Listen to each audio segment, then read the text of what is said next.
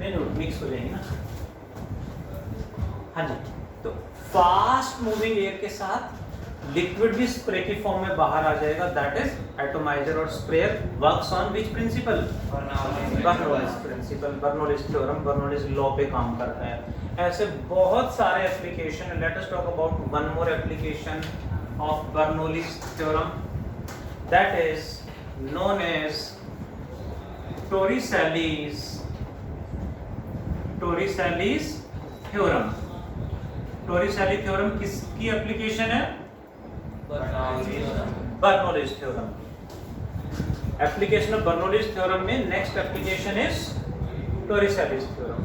Torricelli नाम हमने इसी चैप्टर में स्टार्टिंग में सुना था। टोरिसेलीज एक्सपेरिमेंट, बैरोमीटर, टोरिसेली ने 1 ATM बताया था। उन्होंने ही एक थ्योरम दी, that is known as Torricelli's theorem. What is that theorem? समझते थ्योरम क्या है और किस पे काम करती है? बर्नौलीज प्रिंसिपल पे। कैसे जी, समझे जरा। एक कंटेनर में हमने लिक्विड फिल कर दिया है, लाइक दिस।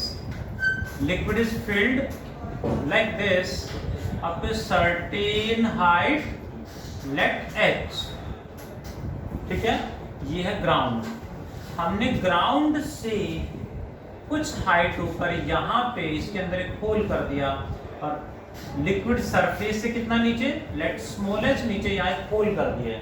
जैसे होल करेंगे यहाँ से liquid will come out and falls on ground. यहाँ से लिक्विड बाहर आएगा, ग्राउंड पे हिट कर जाएगा इस तरह से। Hope you are getting that is question है कितनी वेलोसिटी के साथ लिक्विड बाहर निकलेगा। किसी बोतल में हमने लिक्विड फिल करा, कंटेनर में लिक्विड फिल करा, पाइप वगैरह होते हैं, उसमें कहीं भी होल कर दिया हमने, तो लिक्विड कितनी वेलोसिटी के साथ बाहर आएगा, ये उन्होंने थ्योरम दी कि हमेशा ऐसा ही होगा।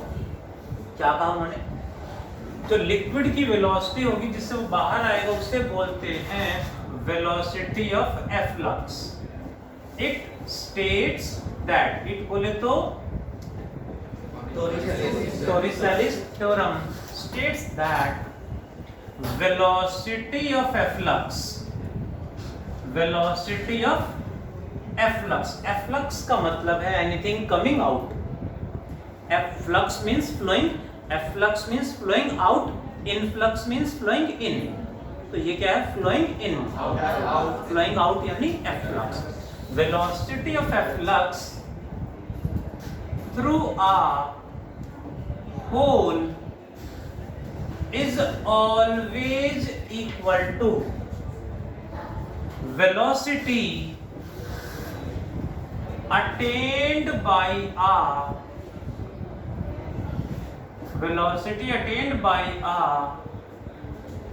freely falling body when released from a height, equal to depth of the hole, equal to depth of hole. मतलब what is the depth of the hole? h, small h, small h, capital H। Depth का मतलब कहां से देखेंगे? Surface. Depth कितना deep में है? मतलब सरफेस, लिक्विड सरफेस से कितना डीप में है?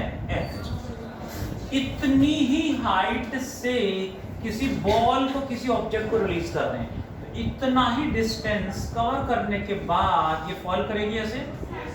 सेम डिस्टेंस कवर करने के बाद ये बॉल कितनी वेलोसिटी गेन कर लेगी? सेम वेलोसिटी के साथ यहाँ से liquid comes out. What is its initial velocity? 0. Free fall कर रहा था की value 9.8 plus g by using third equation v square minus u square equal to root 2h। तो v square minus ये कितना है? equal to 2gh। तो v हो जाएगा this body attain a velocity of under root 2gh when falls through a height h। ठीक है। उन्होंने कहा टोरिसेल ने कितनी वेलोसिटी के साथ लिक्विड कम्स आउट, इसका मैथमेटिकल प्रूफ दी है। करें जी प्रूफ? कौन सी थ्योरम अप्लाई कर रहे हैं? Bernoulli's applying Bernoulli's theorem. तो पहले जीरो की वेलोसिटी तो सर हम पहले वो फॉर्मूला लगा देंगे ना शायद, है ना? ऐसा कांस्टेंट है ना वो तो। Right sir. क्या बर्नौलीज थ्योरम देखें जरा, P plus half rho V square plus H rho G at initial point यानी at surface, at liquid surface, यहाँ पे, ठीक है? एक पॉइंट है, इस पॉइंट को मान लेंगे B, then equals to P plus half rho V square plus rho G H at point B point यानी at hole. What is pressure at surface? 1 atm। इस पॉइंट से यहाँ पे प्रेशर कौन लगाएगा? इससे ऊपर कौन? Atmosphere, that is P not, plus वहां लिक्विड की वेलोसिटी जीरो, तो ये जीरो हो जाएगा, प्लस एच रो जी में हाइट कितनी? कैपिटल एच रो, कितनी हाइट तक है liquid? H rho g equals to what is pressure at B? P not plus यहाँ प्रेशर कितना है? देखो हम वेलोसिटी किसकी बता रहे हैं? उस लिक्विड की जो जिससे बाहर आ गया है। इसके अंदर वेलोसिटी क्या वो नहीं बता रहे, बाहर आने के बाद यहाँ कितनी वेलोसिटी होगी। जैसे लिक्विड कंटेनर से बाहर आएगा that liquid will experience ATM।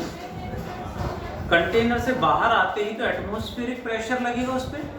So pressure at B यानी P not plus half rho V square में वेलोसिटी जो यहाँ पे होगी। अब ध्यान देने वाला पॉइंट, यहाँ प्रेशर इसका प्रेशर नहीं है सर, इसके अंदर यदि होता तो ये प्रेशर कंसीडर करते, बट बाहर आने के बाद यहाँ है लिक्विड, मान लेते यहाँ है, तो यहाँ किसका प्रेशर होगा? तो इससे ऊपर कौन है? ATM। सर बाहर भी तो उसी प्रेशर से बाहर है। हाँ, उसकी वजह से तो बाहर आ गया ना, बाहर आते ही वो ATM पे आ जाएगा।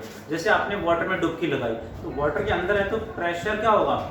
ATM plus pressure of water, but बाहर आते ही तीनों, तो वही बाहर आते उस पे प्रेशर ATM का होगा। वेलोसिटी V मान ले तो half rho V square plus rho G, height कितनी? Capital H small h, capital H minus small h। क्यों? क्योंकि यहाँ से उस ग्राउंड से हाइट देख रहे थे, इसकी ग्राउंड से हाइट होगी capital H minus small h। कुछ कट रहा है? T नॉट से T naught, rho g H से कैपिटल H। तो उसे अंदर ले जाना, उसे पक्का? मल्टीप्लाई। ये वर्ड ऐसे कैसे बढ़ गया? नहीं, तो आंसर क्या बचा? हाफ रो V स्क्वायर, रो क्या बचेगा? माइनस रो जी एच, उधर ले जाएंगे यानी equal to rho G H. Rho से रो कैंसल हो जाएगा, स्मॉल h बचेगा सर। तो V कितना आएगा? Under root 2G H, hence prove. Hope you got. Next point, एक कंटेनर यानी एक बोतल हमने ली, यू नो बोतल में वाटर फिल कर दिया अप टू द टॉप, उसमें डिफरेंट पॉइंट पे होल कर दिए। At what height we should made a hole, at what height we should made a hole so that liquid falls at the maximum distance. सबसे नीचे liquid maximum distance पे जाके hit करे, fall करे, तो कहाँ पे होल करें? सबसे नीचे। सर वेलोसिटी में लिक्विड यहाँ जाके हिट कर गया तो इसे क्या बोलेंगे? Horizontal range. तो यहाँ से हॉरिजॉन्टल वेलोसिटी के साथ लिक्विड बाहर आया, इसका मतलब ये इसके बाद हॉरिजॉन्टल प्रोजेक्टाइल बन गया। प्रोजेक्टाइल नाम तो सुना ही होगा, कैसे सुना होगा? अभी तो नींद में है, सुना है? बहुत बढ़िया। तो हाँ सर बताएं। सर इसमें सर h सर लेकिन इसमें तो मतलब जो डिपेंडेंसी है वो h पे भी है, सर वेलोसिटी पे भी है। वही बताना है। Are you listening? What should be the height? क्या है? What should be the height so that horizontal range becomes maximum. Horizontal range है ये, कितनी हाइट हो, कहां पे होल करें, इसका मतलब है कहाँ होल्ड करें कि रेंज मैक्सिमम हो जाएगा। ये डेरिवेशन अलग था, कंप्लीट अलग से क्वेश्चन मॉड्यूल में भी है। Answer anybody want to reply? हाँ सर जी, right answer, height should be equal to total height का half, then only range will be maximum. इसका प्रूफ क्या है जी? प्रूफ नहीं सर, लॉजिक है बस। इसका प्रूफ है ये, इसका प्रूफ क्या है? रेड सिग्नल है, ध्यान से अटेम्प्ट करें। सर नहीं होगा, तो नहीं होगा। ऐसा लॉजिक लगाया कि सर ऊपर चला जाएगा तो वेलोसिटी कम हो जाएगी, लेकिन h ज्यादा हो जाएगा, लेकिन सर नीचे जाएंगे तो h कम होगा, वेलोसिटी ज्यादा हो जाएगी। थोड़ा सा हाई लेवल का लॉजिक लगा दें, उसी को बोलते हैं मैथमेटिकल प्रूफ। मैथ्स वीक है, तभी हाईएस्ट मार्क्स आ रहे हैं।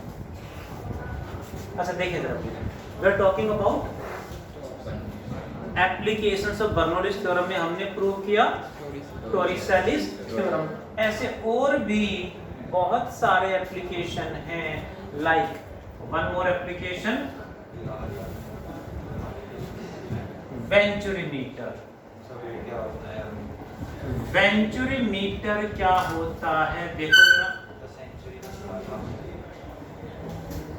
Venturimeter is a device which tells